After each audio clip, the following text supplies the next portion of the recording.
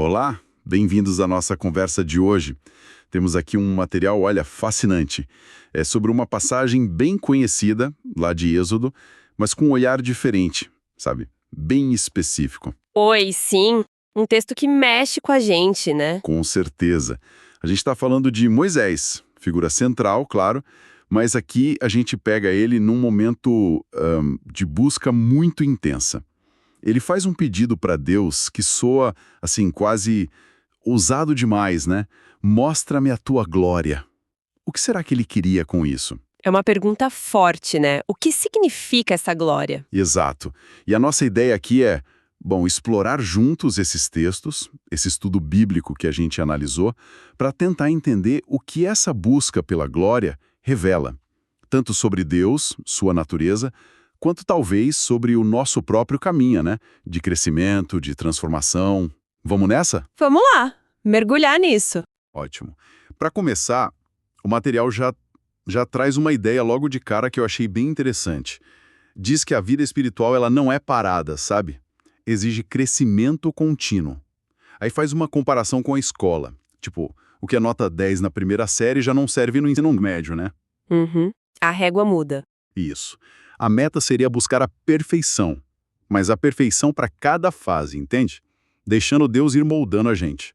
Algo que lembra lá 2 Pedro 3,18. Uma ideia de processo contínuo. Exatamente. E aí que entra Moisés como exemplo disso. O estudo lembra da famosa tenda do encontro. Aquela que ele armava fora do acampamento. Um lugar separado, sabe? Intencional mesmo, para buscar Deus longe da muvuca. Sim, essa imagem é muito forte. A intencionalidade de Moisés. Não é? Já mostra muito sobre ele. Com certeza. E o que acontecia lá? A descrição é impressionante. Êxodo 33, versículo 11 diz assim: O Senhor falava com Moisés face a face, como quem fala com o seu amigo. Nossa, face a face, amigo. Pesado isso. Muito. Pensa na intimidade, na abertura que isso sugere. Uma amizade mesmo. E o material ressalta, bem, essa amizade foi construída, né? Não foi do dia para a noite. Ah, claro. Moisés já tinha uma bagagem. Nossa, a tradição diz que ele escreveu Gênesis, Jó, viu a sarça ardente, né? Liderou a saída do Egito, viu milagres e mais milagres. Uma vida inteira de experiências com Deus. Exato. Mas mesmo assim, ele sentia que faltava algo. Ele queria mais dessa conexão. É incrível isso. Mesmo sendo amigo de Deus, com tudo isso, ainda ter essa sede, né? Pois é. E é nesse ponto, então, que ele faz aquele pedido-chave em Êxodo 33:13. Revela-me os teus caminhos, para que eu te conheça. É como se ele dissesse, olha, eu já vi seu poder agindo, vi os milagres, mas eu quero entender você. Quem você é por trás disso tudo. Sua lógica, sua essência. Isso. Ele percebeu que conhecer os atos de Deus era uma coisa, Uhum. mas conhecer o próprio Deus, sua natureza, era outro nível, mais profundo. Faz todo sentido. E essa percepção, que o estudo até descreve com uma frase tipo: quanto mais conhecia o Senhor, menos o conhecia. Uau, paradoxal. Muito. Mas é um marco, sabe? Em qualquer jornada de fé, eu acho. Reconhecer essa imensidão do outro, divino ou não. Saber que sempre tem mais para descobrir. E isso impulsiona a busca, né? E foi essa consciência que levou Moisés ao próximo passo. Que é o pedido que marca mesmo a passagem, né? Êxodo 33:18.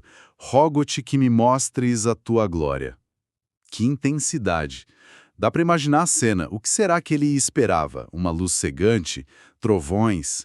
Poder cósmico? O que é essa tal glória? A pergunta de 1 milhão, né? E a resposta de Deus. Aí a história dá uma virada muito, muito reveladora. Como assim? Primeiro, Deus coloca um limite bem claro, lá no versículo 20. Você não poderá ver a minha face, pois ninguém pode me ver e continuar vivo. Ah, então tem um mistério intransponível ali. Exato. Uma dimensão da presença divina que é avassaladora demais para nossa condição humana, pelo menos diretamente. Mas, logo em seguida vem a promessa. No versículo 19, Deus diz: Eu farei passar toda a minha bondade por diante de ti e proclamarei o nome do Senhor diante de ti. Opa!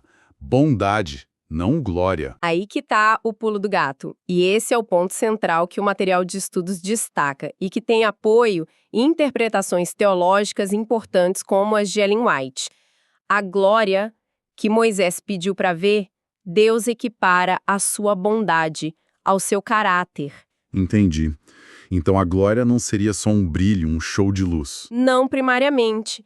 Seria a manifestação da essência moral de Deus, quem ele é. Caramba. Que reviravolta. Então, quando Moisés pediu glória, Deus respondeu mostrando sua personalidade. É isso. Basicamente. E como ele descreveu essa bondade, esse caráter? O que lhe disse? Exatamente. A descrição vem logo depois, em Êxodo 34, versículos 6 e 7. É o momento em que Deus passa diante de Moisés, que está ali escondido, protegido numa fenda da rocha, né? Sim, sim. E Deus mesmo proclama sua natureza. É um autorretrato falado. Impressionante. Ele diz: o Senhor Deus compassivo e bondoso, tardio em irar-se e grande em misericórdia e fidelidade. Uau. Que guarda misericórdia em 1000 gerações, que perdoa a maldade, a transgressão e o pecado, ainda que não inocente o culpado. Que descrição poderosa. Tem compaixão, bondade e paciência, mas também justiça no final. Um equilíbrio, né? Perfeito. É um equilíbrio. Mostra um Deus de imensa graça, amor leal, perdão, mas que também leva a sério a justiça, a responsabilidade. E o interessante, que o material que a gente viu frisa bastante, é como essa autoproclamação se torna, fundamental dali pra frente. Como assim? Ela é repetida, citada, ou pelo menos ecoada, em várias outras partes do Antigo Testamento. Em Números, Neemias, nos Salmos, Joel, Jonas. Vira quase um refrão, então? Quase isso. Funciona como uma definição essencial de quem é o Deus da aliança para Israel. O material até menciona que alguns comentaristas chamam essa passagem de o João 3.16 do Antigo Testamento. Forte essa comparação. Pela importância em definir o caráter de Deus, né? Exatamente. Define o coração de Deus, por assim dizer. Poderoso mesmo. A glória é o caráter. E o efeito disso em Moisés. Porque a história continua, né? Depois desse encontro todo, quando ele desce do Sinai com as novas tábuas da lei, algo visível acontece. Ah, sim. O rosto brilhando. Isso. Êxodo 34, versículos 29 e 30, diz que a pele do seu rosto resplandecia. E o mais curioso, ele nem sabia. Verdade. Ele não tinha noção. Foram os outros, Arão, o povo. Eles viram e ficaram com medo de chegar perto. Tanto que ele passou a usar um véu, né? Isso. Cobriu o rosto quando não estava falando com Deus ou transmitindo a palavra dele. A pergunta que fica é: por que o rosto brilhou dessa vez com tanta intensidade? Ele já tinha ficado na presença de Deus antes, por longos períodos. O que mudou ali? Boa pergunta. E a interpretação que o estudo apresenta é bem profunda. Sugere que o diferencial não foi só estar na presença de Deus de novo. Isso ele já tinha feito. Certo. Mas foi ter contemplado, ter absorvido a beleza do caráter de Deus que tinha acabado de ser revelado. Ter focado na bondade, na compaixão, na misericórdia, na justiça. Então foi o conteúdo da revelação que o impactou de forma diferente. Exatamente. Foi essa imersão na natureza de Deus, não só no poder ou na majestade, que causou uma transformação tão profunda que ficou visível. É como se a beleza do caráter divino tivesse ficado impressa nele, sabe? Refletida. Nossa, que bonito isso. E essa ideia, ela tem um eco muito forte lá no Novo Testamento, né? Onde? Em 2 Coríntios 3,18, Paulo escreve algo assim: mas todos nós, com o rosto descoberto, refletindo como um espelho a glória do Senhor, somos transformados de glória em glória, na mesma imagem, como pelo Espírito do Senhor. Caramba, a conexão é direta. Refletindo a glória, transformados na mesma imagem. É a mesma ideia. Exatamente. A ideia é que, ao contemplarmos o caráter de Deus, que para os cristãos se revela de forma suprema em Jesus Cristo, né, nós somos gradualmente transformados pelo Espírito Santo. Não precisa ser um brilho físico, claro, mas uma mudança interior que começa a refletir quem Deus é, Bondade, compaixão, paciência. Isso faz muito sentido e conecta com aquela diferença importante que João 17,3 menciona, entre só saber sobre Deus, ter informação, doutrina, e conhecer Deus, numa relação pessoal, né? Perfeito. O conhecimento que Moisés buscou e que 2 Coríntios sugere pra gente é um conhecimento que transforma, muda quem a gente é, não só o que a gente sabe na cabeça. Exatamente. Lembra daquela historinha que o material cita? Do menino na catedral? Lembro, sim. Dos vitrais? Isso. Ele vê a luz do sol passando pelos vitrais coloridos, com as figuras dos santos, e fala que os santos são pessoas por onde a luz passa. Que imagem linda. É simples, né? Mas pega bem essa ideia. Refletir o caráter de Deus para o mundo. Como Jesus também ensinou lá em Mateus 5,16, sobre as boas obras brilharem. O caráter vivido se torna um testemunho luminoso, a glória refletida. Muito bom. E tem um detalhe na estrutura da história, lá em Êxodo 34, que a gente não pode perder. É bem importante. Qual? O que acontece logo depois que Deus revela seu caráter para Moisés? Assim, imediatamente. Deus renova a aliança com Israel. Reescreve os mandamentos. Exatamente. Nos versículos 10, 27 e 28, Deus renova a aliança, estabelece de novo as bases, as promessas, as condições desse relacionamento. Os 10 mandamentos reescritos. Certo. E qual a ligação? Quando a gente olha o quadro todo, a sequência é muito significativa. A revelação do caráter de Deus, sua bondade, misericórdia, fidelidade, justiça, não é só um momento bonito, isolado. Ela é apresentada como fundamento, a base sobre a qual a aliança é restabelecida. Ah, entendi.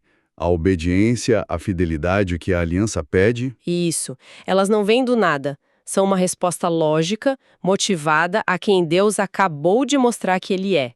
Conhecer o caráter dele dá sentido e base para o relacionamento. Reforça aquela ideia. O relacionamento com Deus não é só sobre seguir regras, mas sobre conhecer a pessoa por trás das regras.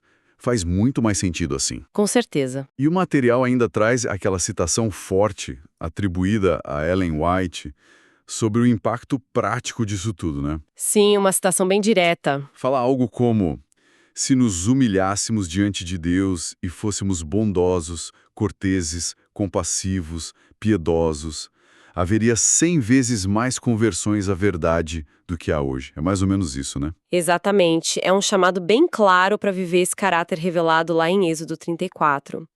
Essa citação mostra como a demonstração prática desse caráter, a compaixão, a bondade, a paciência no dia a dia, tem um poder de atração, de convencimento muito maior do que só palavras ou argumentos, né? É o caráter vivido como a maior evidência, a glória refletida nas ações. Isso, a glória no cotidiano. Nossa, que percurso a gente fez. Começamos com a busca íntima de Moisés lá na tenda. Passamos por esse pedido audacioso, pela revelação surpreendente do caráter divino como a verdadeira glória. E chegamos nesse impacto transformador no próprio Moisés e na base da aliança. Fica muito claro, né? Fica assim. Aquele pedido, mostra-me a tua glória, foi muito mais que curiosidade. Foi um desejo profundo de conhecer a essência de Deus. E a resposta dele, focada no caráter, teve um impacto, uau, enorme e visível. É verdade. Buscar conhecer Deus assim, em sua bondade, compaixão, fidelidade e justiça, não é só um exercício de teologia. É um convite à transformação pessoal mesmo. Com certeza. A imagem de Moisés com o rosto brilhando mesmo sem saber. E a promessa de que nós também podemos ser transformados de glória em glória ao contemplar esse mesmo caráter, isso é muito inspirador. Muito. Sugere que a verdadeira beleza, a verdadeira luz que a gente pode ter vem de dentro. Vem dessa conformidade com a natureza de Deus. Isso talvez deixe a gente com uma pergunta para pensar depois, né? Partindo daquela diferença. Saber sobre Deus versus conhecer Deus. Qual pergunta seria? O que significaria hoje para cada um buscar ativamente conhecer esse caráter que Deus proclamou lá em Êxodo 34? Como seria colocar em prática no dia a dia essa compaixão, essa bondade, essa paciência, fidelidade, perdão e a justiça também, que Deus revelou como sua glória? Boa reflexão. De que forma essa busca intencional poderia realmente moldar nas nossas interações, as decisões, o jeito como a gente vive no mundo? Como seria refletir essa glória no nosso cotidiano? Exato. Fica aí a provocação para a gente continuar pensando nisso. Inscreva-se em nosso canal. Se você gostou deste conteúdo, compartilhe com outras pessoas. Inscreva-se agora e fique por dentro das últimas novidades.